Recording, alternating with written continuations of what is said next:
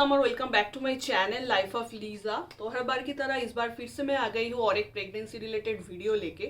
तो वीडियो का टाइटल देख के आपको पता चल ही गया होगा कि आज का वीडियो टॉपिक क्या होने वाला है। जी हाँ, मेरा जो 9 मंथ का यूएसजी रिपोर्ट है वो आ चुका है, जिसको हम बोलते हैं कलर डॉपलर स्टडी।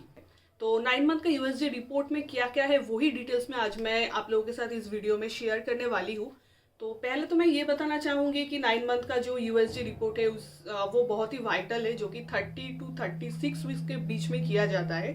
मेरा तो मोस्टली 33 वीक्स में हुआ है। तो इससे आपको बच्चे का फेटल पैरामीटर पता चल सकता है, बच्चे का ग्रोथ प्रॉपर हो रहा है कि नहीं, उसका वेट कितना है, प्लाजेंटा का पोजीशन क्या है, एक्सपेक्टेड डिलीवरी डेट क्या है, ये सब इंपॉर्टेंट चीज़ें आपको पता चल सकता है। तो चलिए और लेट ना करके पहले डिटेल्स में यूएसजी का जो रिपोर्ट है वो पहले देखिए। तो फ्रेंड्स, ये है मेरा 9 मंथ का यूएसजी का रिपोर्ट। यहाँ पे आप अच्छी तरह से देख सकते हो जो गेस्टेशनल एज है बाई एलएमपी। एलएमपी का मतलब है लास्ट मेंस्ट्रुअल पीरियड। उसके हिसाब से मेरा है 36 वीक्स 0 डे चल रहा था, लेकिन एक्चुअली मेरा लेट कंसेप्शन हुआ है, जो मैंने पहले भी बताया था। तो उस हिसाब से एवरेज सोनोलॉजिकल मैच्योरिटी है अराउंड 32 वीक्स 6 डेज़।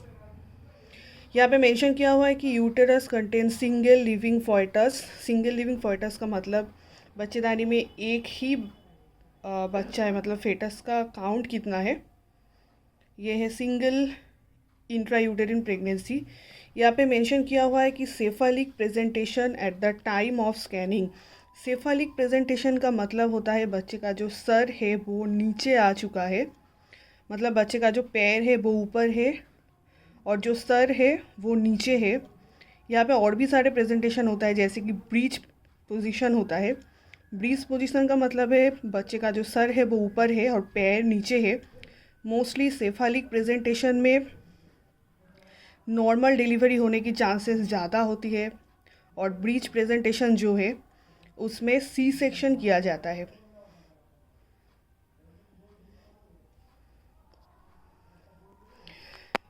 यहाँ पे फर्टल पैरामीटर आप देख सकते हो।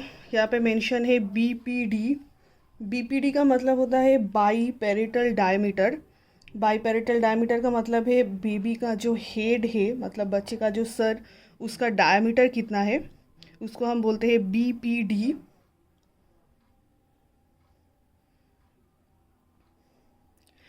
एच सी का मतलब होता है हेड सरकमफरेंस, मतलब बच्चे का जो सर है उसका सरकमफरेंस कितना है, उसका मेजरमेंट है एच सी। तो ये है एफ एल का मतलब होता है फीमर लेंथ। फीमर लेंथ का मतलब होता है सबसे बड़ी जो हड्डी रहती है, जो बोन होता है, मतलब पैर का जो हड्डी होती है उसको हम बोलते हैं फीमर लेंथ। तो ये भी बहुत इम्पॉर्टेंट है फेटल पैरामीटर में। और ये है ए सी का मतलब होता है एब्डोमिनल सरकमफेरेंस। तो ये फेटल पैरामीटर मेजर करना बहुत ही इम्पॉर्टेंट है, क्योंकि इससे आपको पता चलता है आपका बेबी का जो ग्रोथ है वो नॉर्मली हो रहा है कि नहीं। इसीलिए ये 9 मंथ की यूएसजी में किया जाता है। इसके बाद आप देख सकते हो यहाँ पे मेंशन है एस्टिमेटेड फेटल वेट, जो कि मेरा है 1830 ग्राम। यहाँ पे +16% लिखा है, मतलब थोड़ा बहुत आगे पीछे भी हो सकता है। ये है आपका फेटल का जो ग्रोथ हो रहा है। यहाँ पे फेटल हार्ट रेट मेजर किया हुआ है 169 बी पर मिनट रेगुलर।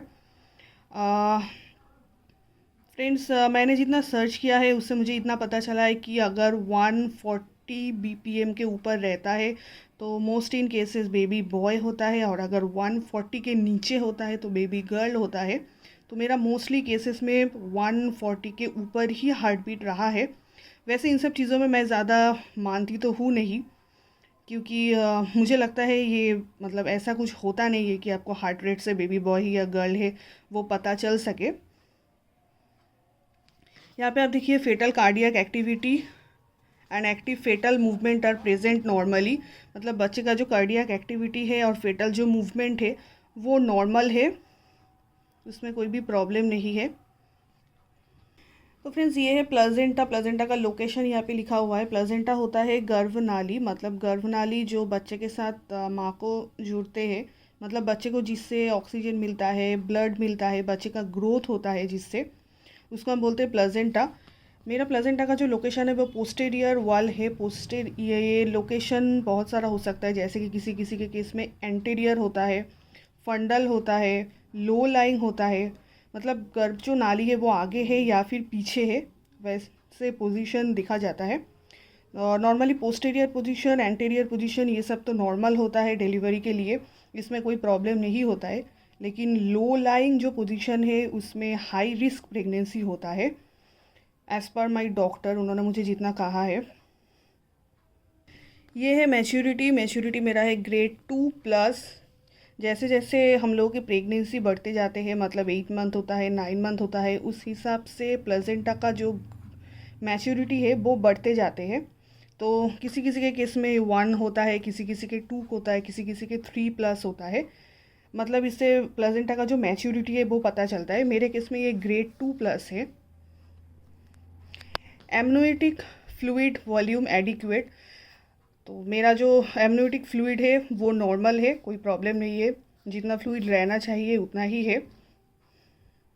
तो ये था मेरा 9 मंथ का यूएसजी रिपोर्ट। यहाँ पे समरी मेंशन किया हुआ है कि cervix appears normal sonologically, CF junction appears normal, मतलब यहाँ पे जो भी है फेटल पैरामीटर वगैरह है, जो भी है सब कुछ यहाँ पे नॉर्मल है। तो ये तो था मेरा 9 मंथ का यूएसजी का रिपोर्ट। सारे डिटेल्स में मैंने आप लोगों के साथ शेयर किया। हाँ, और एक बात, मेरा जो एक्सपेक्टेड डिलीवरी डेट है वो एज पर डॉक्टर 15 जनवरी है। जैसे कि मेरा लेट कंसेप्शन हुआ है तो मेरा एलएमपी के हिसाब से नहीं हो रहा है डेट। फिलहाल डॉक्टर ने मुझे एक 15 जनवरी डेट बताया है, और उसके एक हफ्ते आगे पीछे तो हो ही जाता है।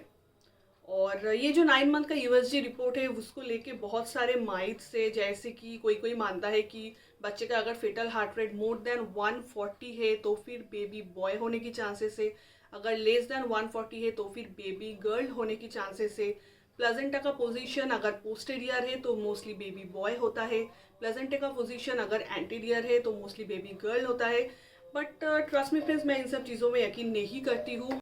मेरे हिसाब से ये तो सिर्फ गॉड को ही पता होता है कि आपको बेबी बॉय होने वाला है या फिर बेबी गर्ल होने वाला है। वैसे भी मुझे बेबी बॉय हो या फिर गर्ल हो उससे मुझे कुछ फ़र्क नहीं पड़ता है। बस मेरे केस में मुझे एक हेल्दी नॉर्मल बेबी चाहिए। अगर प्राइस की बात करूँ ये यूएसजी की, तो जैसे कि मैंने कोलकाता से किया है, कोलकाता में प्राइस आया है मेरा 2800 दिस यूएसजी का प्राइस है। और दूसरे स्टेट के बारे में मैं नहीं बता सकती, मैं तो फिलहाल अभी कोलकाता में हूँ तो कोलकाता की प्राइस में बता रही हूँ। तो आज का मेरा ये छोटा सा वीडियो अगर आपको अच्छा लगा हो तो एक लाइक ज़रूर कर देना, और अगर आपने अभी तक मेरे चैनल को सब्सक्राइब नहीं किया है प्लीज़ मेरे चैनल को सब्सक्राइब भी कर देना, ताकि मैं आगे जो भी प्रेगनेंसी रिलेटेड वीडियो लेके आती रहूँ उसका नोटिफिकेशन आपके पास जल्द से जल्द आ जाए। Till then take care, good night and bye bye.